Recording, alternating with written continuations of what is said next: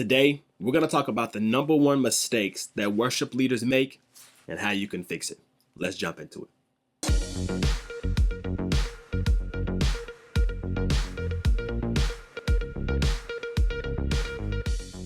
What's going on, family? My name is Michael, and I help worship leaders, specifically from small to medium-sized churches, grow spiritually and practically so that they can lead worship more effectively. And today, we're going to talk about one of the number one mistakes that I see worship leaders making and how we can turn that around, how we can fix it, how we can grow from it. But before we get started, I want to give you something. It's called my Effective Worship Leader Checklist. And this checklist, it has 10 tips to remind you, to give you strength, and to tell you what you need to do to lead worship effectively. Go to my website, michaeleagle.com/worship leader checklist, and get that absolutely free. If you're ready to get started, I need you to do one last thing for me, and that's hit that subscribe button, hit that notification bell. I want you to get notified when we release new videos. I want you to be up to date to help you continue to grow as a worship leader. Now, the number one mistake, and there's plenty of mistakes that I have seen worship leaders make, and even myself, I have made those mistakes over and over and over. But I think that this is the number one mistake, as it really can hinder your anointing. It can really hinder your effectiveness. It can really hinder pretty much everything that you do as a worship leader. And that number one mistake is not prioritizing your spiritual growth. Now, I know as a worship leader, you're focused on, how can I become a better vocalist? How can I become a better musician? How can I become a better leader? How can I become a better planner? Like, there's so many things that we're looking to become because we're doing the duties of a worship leader. And we're not prioritizing the spiritual side of worship leading.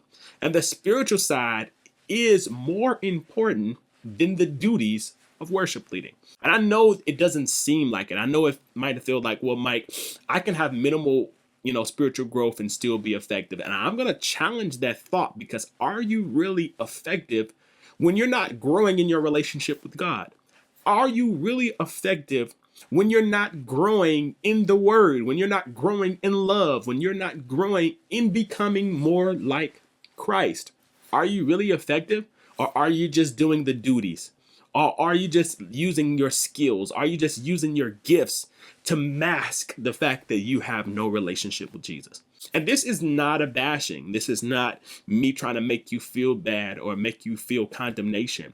But what I do want to do is I want to spark in you a little bit more of a fire to have a relationship with Christ. Look, if you're looking for a mentor, if you're looking for a coach, if you're looking for someone to help you, I want you to join my Effective Worship Leader Academy. This academy is a vibrant community of worship leaders and worship pastors who are looking to grow, who are looking to excel, who are looking to be poured into when it comes to worship ministry. All you have to do is go to my website at michaeleagle.com/academy to join us in this vibrant community of worship leaders who are looking to go to the next level. Look, you need to be growing biblically. You need to be growing spiritually. You need to be growing relationally with Christ. And here's two things that you can do right now to help you grow spiritually in your walk with Christ. Number one, you need to prioritize your time with God. Your time with God is so vital. It's so key to you being effective. Look, if you have minimal time spent in the presence of God, you're going to have minimal effectiveness when you lead people in worship. Here's why: because your time with God is the fuel, the gasoline, the backbone behind you leading worship. So if you have minimal time in the presence of God, you're only going to have enough fuel to lead us 10 minutes, 15 minutes, 20 minutes. And you as the leader, you should have built up so much time in the presence of God. You should be spending 30, 45 minutes, almost an hour a day in the presence of God, so that when you lead us, you can have stamina to continue to show us what it means to be a worshiper.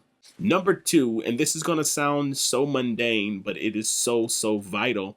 You need to be in your word. Now, this is something that I struggle with to this day. You know, sometimes it's hard. You start reading and you start falling asleep. You know, I know I'm not the only one. Let me know in the comments. I know I'm not the only one. But we need to be more intentional about getting in the Word of God. Here's a tip: get it on audio. You know, one of the things I'm trying to do now is when I'm driving, instead of listening to music, I am listening to the Word of God.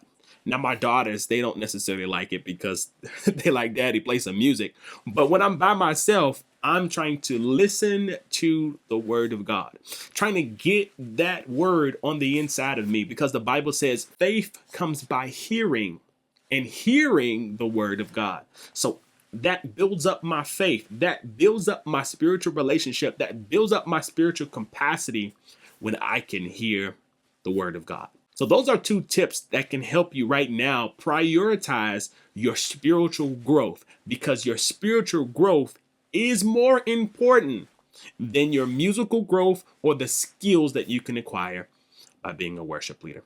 Look, I really hope this blessed you. I want you to, again, go ahead and get that checklist, the worship leader checklist, at michaeleagle.com/worship leader checklist. Again, it's a gift to you. You can get it right now. And don't forget, hit that subscribe button, hit that notification bell, and I'll see you where? In the next video. Peace.